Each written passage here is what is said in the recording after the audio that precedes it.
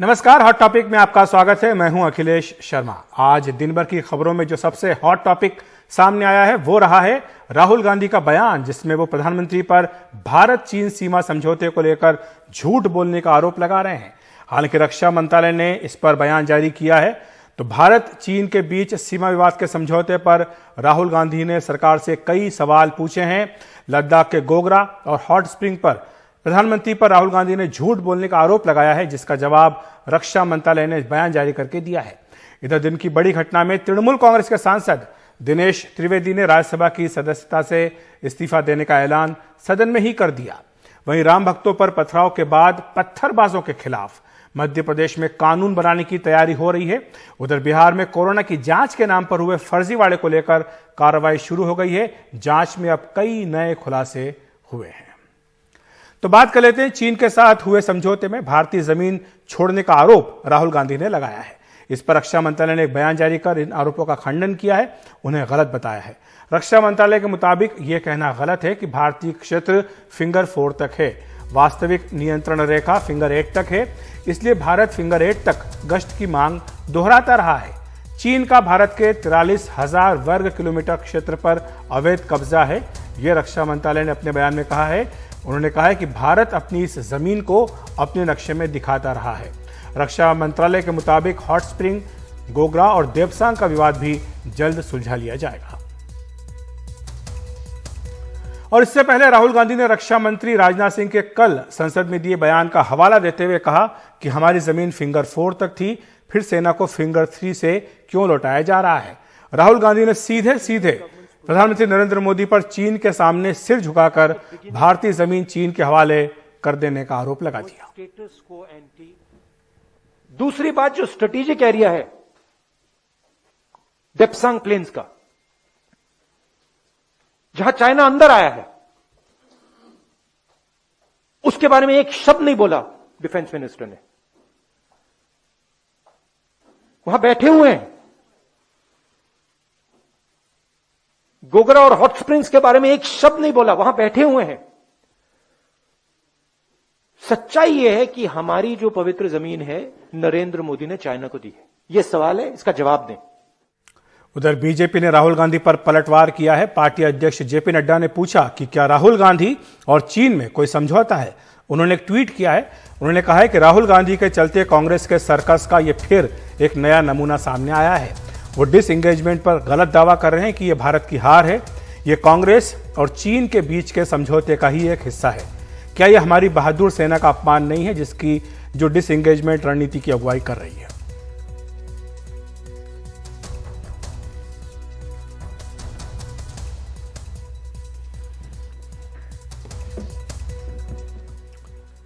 अब बात कर लेते हैं पश्चिम बंगाल की सियासत में मची हलचल की। बंगाल चुनाव से पहले तृणमूल कांग्रेस के राज्यसभा के सांसद दिनेश त्रिवेदी ने आज सदन में ही इस्तीफे का ऐलान कर दिया।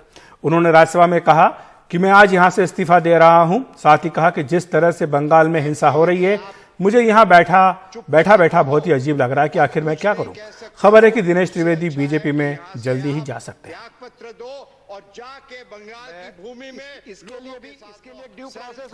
और बीजेपी में जाने की बात फख्र की बात होगी, ये उन्होंने कहा है। बीजेपी में जाने के लिए किसी बुलावे की जरूरत नहीं है। हमारे सहयोगी हिमांशु शेखर ने उनसे बात की। दिनेश त्रिवेदी ने राज्यसभा की सदस्यता से इस्तीफा दिया और उसके बाद से पश्चिम बंगाल की राजनीति में एक बार फिर सुगबुगाहट बढ़ गई। मेरे साथ दिनेश त्रिवेदी हैं। आपने कहा है कि पार्टी में कॉर्पोरेट कल्चर का एक चुनौती है, एक संकट खड़ा हो गया है। मुख्यमंत्री से आप बात करना चाहते हैं, लेकिन मुख्यमंत्री अवेलेबल नहीं है। संवाद की कमी रही आपको लगता है लीडरशिप के साथ? नहीं, क्या होता है कि हर एक पार्टी, यदि हम मंदिर की परिभाषा दे तो मंदिर की मूर्ति में एक आत्मा होती है। वो जो तृणमूल कांग्रेस हम लोग ने मिलकर बनाई थी, मुकुल रॉय भी थे हमारे साथ, वो संघर्ष और वो आत्मा चली गई। उस समय यदि किसी को दिल्ली भेजना होता था ना, तो 5,000, 7,000, 10,000 पैसा नहीं था। आज यदि हंड्रेड्स ऑफ करोड़ हम लोग एक कंसल्टेंट को देते हैं, तो भाई गरीब आदमी को दे दो ना। और ममता बनर्जी अकेली लड़ी है, सीपीएम को हराया अकेली, तब तो कोई कंसल्टेंट था नहीं। तो ये पार्टी अब कंसल्टेंट की पार्टी हो गई। ये पार्टी अब जो पार्टी हम लोग ने बनाई थी वो नहीं रही। तो जो घर आपने बनाया, जिस कारण से बनाया, जो आत्मा थी वो ही चली गई, तो घर का क्या मतलब। लेकिन अब एक सवाल ये सबसे ज़्यादा जो जिसकी नज़र है लोगों की और जिसकी सबसे ज़्यादा लोगों का इंटरेस्ट भी है कि अब दिनेश त्रिवेदी का अगला मूव क्या होगा। क्या हम माने कि दिनेश त्रिवेदी बीजेपी में शामिल हो सकते हैं? बीजेपी में राइट फ्रॉम नरेंद्र भाई, अमित भाई डाउन, एवरीबॉडी दोस्त हैं हमारे साथ। हमको टीएमसी में जाने के लिए कोई फॉर्मल इनविटेशन की ज़रूरत नहीं है, हमारे लिए दरवाज़ा हमेशा खुला है। और बीजेपी में जाना कोई ऐसा नहीं है कि अरे कहाँ चले गए, नहीं, ऐसा नहीं है। आज यदि बीजेपी सब जगह है, सब जगह लोग उसको पसंद करते हैं, तो उनमें भी कुछ तो है ना, कुछ तो है। तो जिस दिन जाना होगा उस दिन कोई झेप की बात नहीं है, वो फक्र की बात होगी, उसमें कुछ प्रॉब्लम नहीं। हमारे रिश्ते सीताराम येचुरी के साथ भी आप पूछ लिए उतने ही अच्छे हैं। वहीं तृणमूल कांग्रेस के नेता सौगत राय ने एनडीटीवी से कहा कि यह पार्टी के लिए कोई झटका नहीं है। हमें तो पता नहीं था कि वो रिजाइन करेंगे, वो पार्टी को नहीं बताए थे पहले। वो उनका असंतोष जताए थे, कल शरद पवार के पास जाके बोले, लेकिन उनको तो कोई इनकरेज नहीं किया कि आप रिजाइन कर दो। अचानक ही आ गया, हम लोग से बात नहीं किया। 4-5 दिन पहले ही उनसे बात हुआ था मेरा, इसे कुछ नहीं बताया कि एक्सट्रीम स्टेप लेंगे, तो क्या करेंगे। कितना बड़ा झटका है? झटका एकदम नहीं है, तो ग्रासरूट के नहीं थे, लोकसभा हार गए थे। बात करते हैं मध्य प्रदेश की, जहां पिछले दिनों राम भक्तों की रैलियों पर हुए पथराव की घटनाओं के बाद अब शिवराज सिंह सरकार सख्त हुई है। पत्थरबाजों के खिलाफ सख्त कानून बनाने जा रही है राज्य सरकार, जहां पर राज्य में पत्थरबाजों से संपत्ति के नुकसान की वसूली के लिए कानून का मसौदा तैयार किया गया है। अगर दोषी मुआवजा नहीं भरता है तो उसकी संपत्ति नीलाम कर पीड़ित को सारा पैसा दिया जाएगा। मुख्यमंत्री शिवराज सिंह चौहान की अनुमति के बाद इसे कैबिनेट में रखा जाएगा। यह मध्य प्रदेश से खबर आई है। कुछ दिनों पहले उज्जैन में राम मंदिर चंदे के लिए जनजागरण रैली पर पथराव हुआ। सांवेर में भी जनजागरण रैली पर पथराव के आरोप लगे। इन घटनाओं के बाद मुख्यमंत्री ने सख्ती दिखाई, पत्थरबाजों के खिलाफ कानून की बात कही। गृह विभाग ने यूपी, महाराष्ट्र और कर्नाटक के अधिनियम पढ़े और मसौदा तैयार कर लिया। तय हुआ है कि पत्थरबाजों से नुकसान की भरपाई की जाएगी और जो पैसा नहीं देगा उसकी संपत्ति कुर्क कर दी जाएगी। महिलाओं और बच्चों को आगे करके पत्थरबाजी करने के मामले में सख्त कार्रवाई होगी। पत्थरबाजी के लिए उकसाने वालों से भी वसूली होगी। नुकसान का आकलन अपर कलेक्टर स्तर के अधिकारी के हाथों में होगा। नुकसान की भरपाई के लिए पीड़ित नहीं, प्रशासन आवेदन देगा। नुकसान की भरपाई के लिए दावा अधिकरण आदेश देगा। 3 महीने में प्रक्रिया पूरी करने का प्रावधान होगा।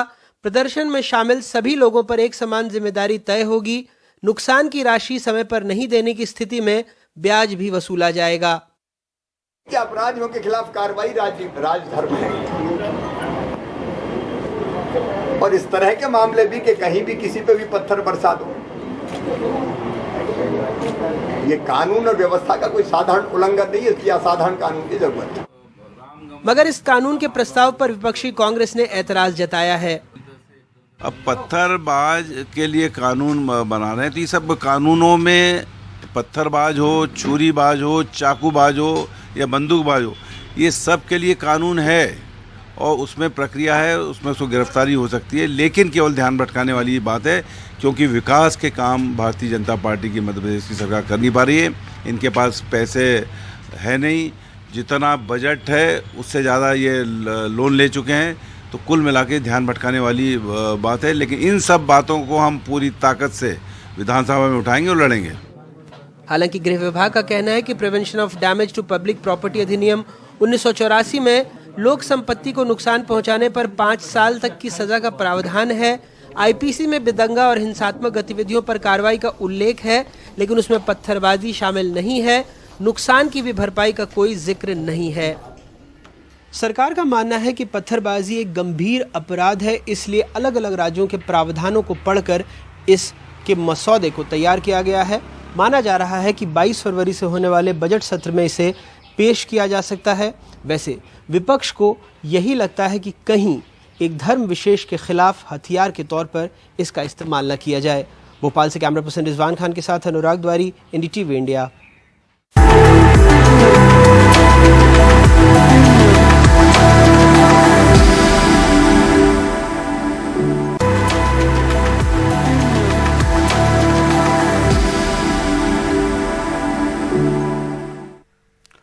बात करते हैं बिहार की, जहां पर कोरोना की जांच में जबरदस्त धांधली की खबर सामने आई है। वहां के जमुई में अब इसके बाद सिविल सर्जन समेत 5 लोगों को प्रारंभिक जांच के बाद निलंबित कर दिया गया है। यह घोषणा राज्य के स्वास्थ्य मंत्री मंगल पांडे ने आज पटना में की, लेकिन कई जिलों में यह जांच अभी भी जारी है। केंद्रीय स्वास्थ्य मंत्री ने आज बिहार सरकार से इस पर एक रिपोर्ट भी मांगी है। 2 दिनों से जमुई अस्पताल में ऐसी ही भगदड़ का आलम है। जिला अधिकारी खुद यहां कोरोना जांच से जुड़े आंकड़ों की पड़ताल कर रहे हैं। दरअसल यहां कोरोना जांच कराने वाले ज्यादातर नाम या तो फर्जी पाए गए या मोबाइल नंबर गलत निकला। स्वास्थ्य मंत्री मंगल पांडे कह रहे हैं कि अब तक 5 लोगों को निलंबित कर दिया गया है। तो आज अभी रिपोर्ट आई है, उसमें जो आप चर्चा कर रहे हैं, बहुत साफ तौर पे मैंने प्रधान सचिव को कहा है कि जो भी जानकारी मिल रही है उस सभी जानकारियों की तहकीकात करिए और तहकीकात करने के बाद यदि कोई दोषी पाया जाता है तो उस पर कानूनी कार्रवाई करिए। 10 लाख की आबादी में जो देश में जितना टेस्ट हो रहा और बिहार में जो टेस्ट हो रहा, देश का जो 10 लाख की आबादी पर टेस्ट है उससे भी 22,000 ज्यादा टेस्ट, एवरेज टेस्ट से ज्यादा अपने बिहार में हो रहा। एक तरह से सोच लीजिए, सबसे ज्यादा वैक्सीनेशन भी, टीकाकरण भी हम लोग अपने राज्य में कर रहे हैं, तो ये कोई मामूली बात नहीं। जिस जिले की जांच सूची पर नजर डालेंगे तो ऐसे ही फर्जी मामले सामने आएंगे। जैसे खगड़िया जिले की लिस्ट में इनका नाम है, लेकिन जांच कभी हुई ही नहीं। जांच भी नहीं करवाए। यहाँ हम फोन किए थे, बच्चा सब रो रहा था और वहाँ से आसादी तीनों को भेज दिए। वहाँ से बिना जांच कराए हुए 4 जुलाई को रिपोर्ट आता है पॉजिटिव। वर्तमान में मेरे संज्ञान में ऐसा कोई मामला नहीं है जिसमें कि जांच नहीं की गई हो, उनका रिपोर्ट पॉजिटिव आ गया हो। इस घोटाले के सामने आने के बाद विपक्ष हमलावर है, क्योंकि तेजस्वी यादव ने इसे लेकर 2.5 महीने पहले ही सरकार को चेता दिया था। कमेटी बन जानी चाहिए, पारदर्शिता होनी चाहिए, पता चले जल्द से जल्द नीतीश जी का 60 से 61वां घोटाला आ जाए, एंटीजन घोटाला हो जाएगा। कोई बड़ी बात नहीं है महोदय, और ये रहेंगे तो लगातार संरक्षण देंगे। हमने नहीं, आईएएस अधिकारियों ने लिखा है। बालिका गृह मुजफ्फरपुर की आरोपी जो थी, मंत्री जो रही, उन पर भी एक आईएएस अधिकारी ने चिट्ठी लिख करके सार्वजनिक रूप से कहा कि नीतीश कुमार जी बिहार के मुख्यमंत्री संरक्षण देते हैं। निश्चित रूप से इस घोटाले ने नीतीश कुमार के कोरोना जांच से संबंधित सारे दावों की पोल खोल दी है, लेकिन इसका दूसरा पक्ष यह भी है कि ये जो घोटाला है, अगर इसके पूरे बिहार के स्तर की जांच कराई जाए तो इसका स्वरूप काफ़ी बड़ा होगा। और ये केवल एंटीजन किट का ही घोटाला नहीं है, बल्कि साथ ही साथ पीपीई किट के भी आवंटन में और उसके वितरण में काफ़ी बड़े स्तर पर अनियमितता बरती गई है। पटना से कैमरामैन हबीब अली के साथ मनीष कुमार, एनडीटीवी इंडिया के लिए।